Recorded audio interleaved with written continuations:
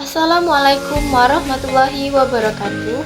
Halo semuanya, perkenalkan saya Febriari Ningrum dengan NIM 860344963 dari Prodi PGSD Universitas Terbuka Palembang. Di video kali ini, saya akan menyelesaikan tugas 3 mata kuliah Filsafat Ilmu yang membahas isu-isu kontemporer dalam pendidikan nasional dengan mengaitkannya pada pilar-pilar pendidikan menurut Ki Hajar Dewantara.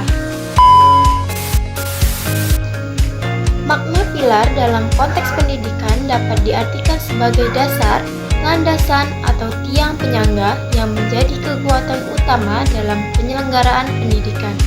Pilar-pilar tersebut berfungsi sebagai pedoman agar proses pendidikan berjalan secara terarah, kokoh, dan mampu mencapai tujuan yang telah ditetapkan. Pilar pendidikan tidak hanya berkaitan dengan penyampaian ilmu, pengetahuan, tetapi juga mencakup pembentukan karakter, pengembangan keterampilan, dan penanaman nilai-nilai kehidupan. Dengan adanya pilar yang kuat, sistem pendidikan dapat membantu peserta didik berkembang secara utuh, baik dalam aspek intelektual, moral, sosial, maupun emosional. Menurut Ki Hajar Dewantara, pendidikan memiliki 3 prinsip dasar yang dikenal sebagai sistem Among. Yang pertama, ing ngarsa sung tulada, yang berarti seorang pendidik harus mampu menjadi teladan yang baik bagi peserta didik.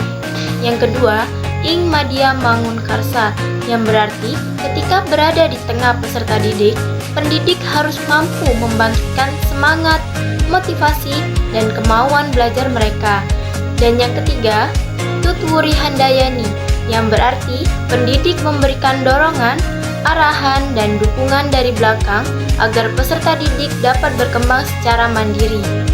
Melalui ketiga prinsip ini, Ki Hajar Dewantara menekankan bahwa pendidikan tidak hanya bertujuan memberikan pengetahuan, tetapi juga membentuk karakter dan mengembangkan potensi peserta didik secara optimal.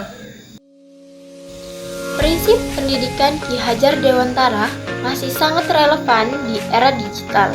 Dalam pembelajaran daring, guru tetap berperan sebagai teladan, pembimbing, dan pemberi motivasi bagi peserta didik. Guru juga membantu peserta didik meningkatkan literasi digital agar mampu menggunakan teknologi dan informasi secara bijak. Selain itu, nilai-nilai karakter seperti disiplin, tanggung jawab, dan kejujuran tetap perlu ditanamkan meskipun proses pembelajaran dilakukan secara online. Namun, penerapan prinsip tersebut juga menghadapi beberapa tantangan, yaitu interaksi langsung yang terbatas membuat pembinaan karakter peserta didik menjadi lebih sulit. Selain itu, adanya penyalahgunaan teknologi seperti plagiarisme dan penyebaran informasi yang tidak benar menjadi tantangan tersendiri. Perbedaan akses internet dan rendahnya motivasi belajar peserta didik juga dapat menghambat proses pembelajaran. Oleh karena itu, diperlukan kerjasama antara guru, peserta didik, dan orang tua agar prinsip pendidikan Ki Hajar Dewantara dapat diterapkan secara efektif di era digital. Sekian, itu saja penjelasan ringkas mengenai isu-isu kontemporer dalam pendidikan nasional dengan mengaitkannya pada pilar-pilar pendidikan menurut Ki Hajar Dewantara. Saya akhiri, wassalamualaikum warahmatullahi wabarakatuh.